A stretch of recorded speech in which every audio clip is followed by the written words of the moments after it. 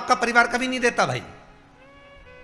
ना आपकी माता आपको दुख देगी, ना आपके पिता आपको दुख देंगे, ना आपका भाई आपको दुख देगा, ना आपकी धर्म पत्नी आपको दुख देगी, ना पति दुख देगा, ना बच्चे दुख देंगे, ना कुटुंब दुख देगा, ना बहू दुख देगी, ना पोता पोती दुख देंगे।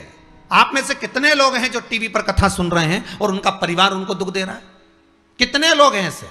कभी विचार करना एकांत में बैठकर कि आपको ना आपकी पत्नी दुख दे रही है, ना आपको आपका पति दुख दे रहा है, ना आप अपने पति को तलाक दे रहे हो, ना आप अपनी पत्नी को तलाक दे रहे हो, ना आपका बेटा आपको दुख दे रहा है, ना आपकी बहू आपको दुख दे रही है, ना आपका कुटुंब के लोग, परिवार के लोग, भाई आपको दुख दे रहा है। ये कहीं नहीं हो सकता।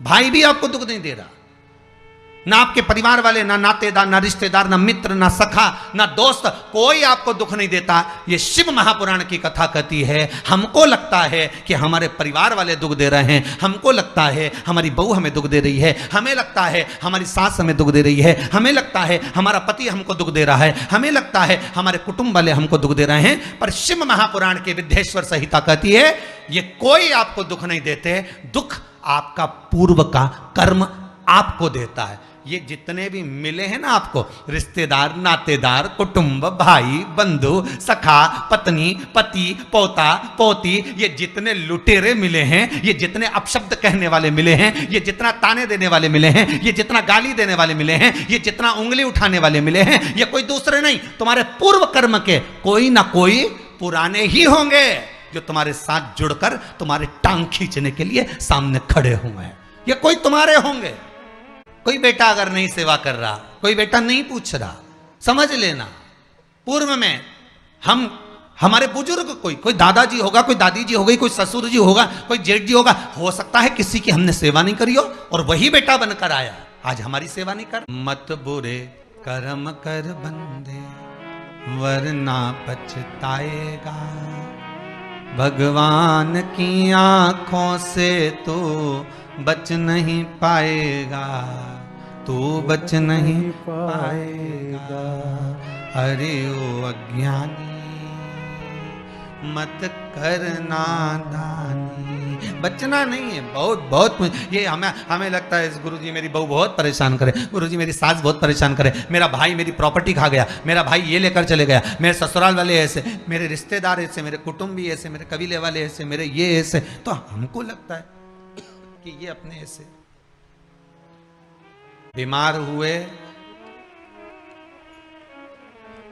देवास में, बीमार हुए भोपाल में, बीमार हुए सीहोर में, बीमार हुए कहीं, डॉक्टर को दिखाने जा रहे हैं इंदौर, डॉक्टर को दिखाने जा रहे हैं भोपाल, डॉक्टर को दिखाने जा रहे हैं देवास, मुंबई, पुणे, जहाँ तहाँ हम डॉक्टर को दिखाने के लिए जा रहे हैं। वहाँ हॉस्पिटल में हमने सुई लगवाई, इंजेक्शन लगवाया, वहीं से कहीं कुछ चीरा फाड़ी कर दी, ऑपरेशन कर दिया।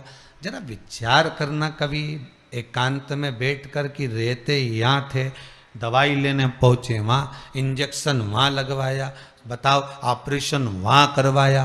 तो इतने सारे हॉस्पिटल, कहीं ना किसी ने कहा सूरत भी जा सकते हो, किसी ने कहा अहमदाबाद चले जाओ, किसी ने कहा वहाँ चले जाओ, कोई कहे पुणे चले जाओ, कोई कहे मुंबई चले जाओ, कोई कहे इंदौर चले जाओ, कोई कहे भोपाल चले जाओ। पर रहने वाला कहाँ का और जाकर ऑपरेशन करवा रहा है कहाँ पर? विचार करिएगा। रहने वाला कहाँ का और इंजेक्शन लगवा रहा है कहाँ जाकर? जरा विचार करिएगा। हम इस डॉक्टर को पहचानते, गए और सुई लगवा के आ गए, पर उसने हमको कष्ट तो दिया, भले वो थोड़ा सा चुभाया पर कष्ट तो मिला।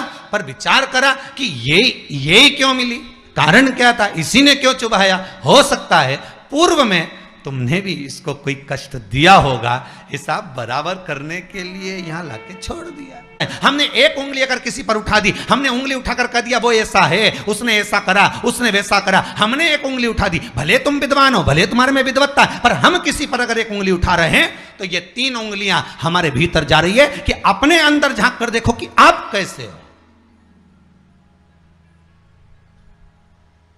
अपने भीतर झांक कर देखिए कि आप में क्या तत्वता है।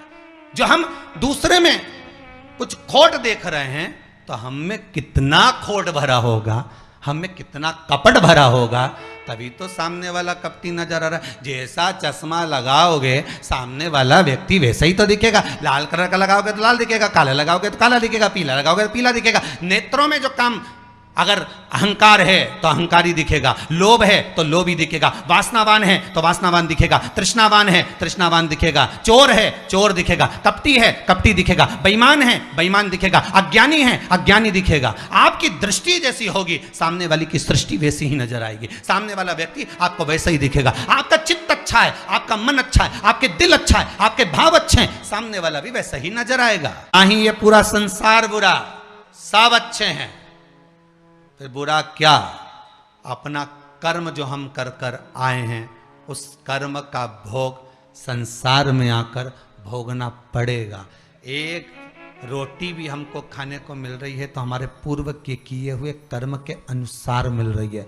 दुख भी अगर हमको मिल रहा है तो हमारे पूर्व के कर्म के अनुसार मिल रहा है। सुख भी मिल रहा है तो हमारे पूर्व के कर्म के अनुसार मिल रहा है। हम जैसा कर्म करें उसके अनुसार हमें फल मिल रहा है।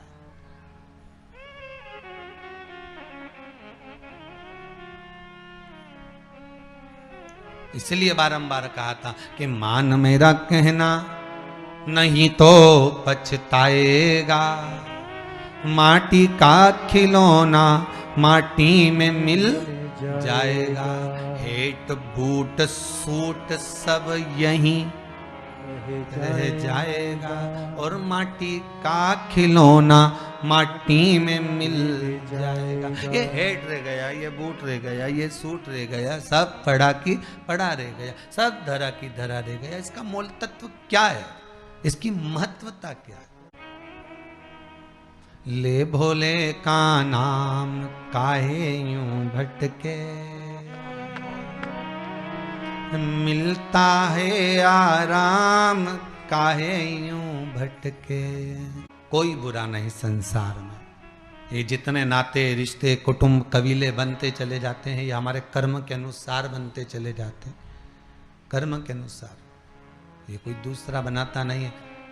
जैसा पूर्व में कर कर आए हो वैसा आपके सामने आपका व्यवहार सामने वाले का प्राप्त होगा, वैसा व्यवहार प्राप्त होगा।